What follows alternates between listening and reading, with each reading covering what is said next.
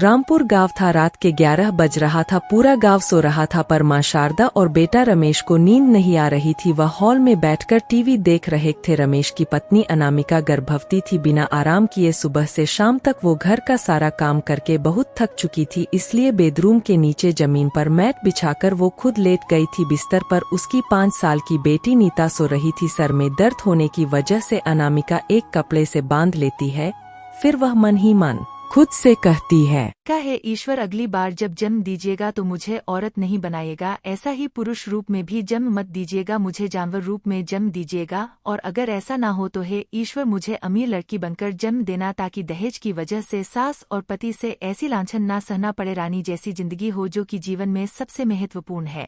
प्रार्थना करके अनामिका आंखें बंद करती है। थकी हुई अनामिका की आंखें बंद हो जाती है और वह धीरे धीरे सो जाती है। सोफे में बैठकर टीवी देख रहा है। शारदा घड़ी की तरफ देखती है।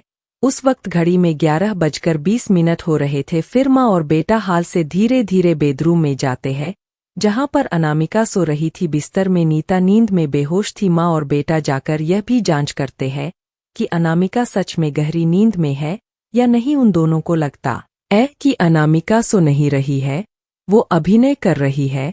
तभी शारदा कहने लगती है, बेटा रमेश, तुम उसके पैर पकड़ो, मैं उसका गला पकड़ती हूँ। सांस ना ले पाने की वजह से छटपटाएगी और खुद ही जान दे देगी। फिर हम उसे खेत में जाकर फेंक आएंगे, सभी को लगेगा आत्महत्या कर ली है।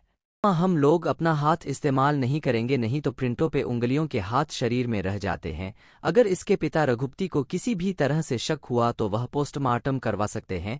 फिर हमने इसको मारा है, यह साबित हो जाएगा। फिर तो हमारा जेल हो जाएगा। नहीं नहीं, मुझे नहीं जाना। इसलिए मैं एक तकिया लेकर उसके पैरों को दबाता हूँ और तुम दूसरा तकिया लेकर उसका मुंह दबा दो। तो अच्छी बात है, चलो वही करते हैं। ऐसा कहके रमेश एक तकिया लेता है और दूसरा तकिया अपनी मां शारदा को देता है। फिर दोनों मिलकर अनामिका की जान लेने की कोशिश करते हैं। तभी अचानक से अनामिका ने अपने आंखें खोल लेती है। उसे देखकर दोनों आश्चर्यचकित हो जाते हैं और एक दूसरे को देखने लगते हैं। ज्यादा दहेज के लिए आप लोगों ने मुझे मारा पीटा, गालियां दी, खाना नहीं दिया, यह सब कुछ मैंने ऐसा सह लिया। ऐसा इसलिए क्योंकि आप लोगों ने मेरी बेटी को 2 वक्त बस खाना दे रहे हैं। पर आज आप लोगों ने मेरी जान लेने में थोड़ी भी झिझक नहीं हुई, यह जानते हुए कि मेरे पेट में एक बच्चा पल रहा है। इसके बाद भी यह करना सही नहीं होगा, यह बात समझ गई हो।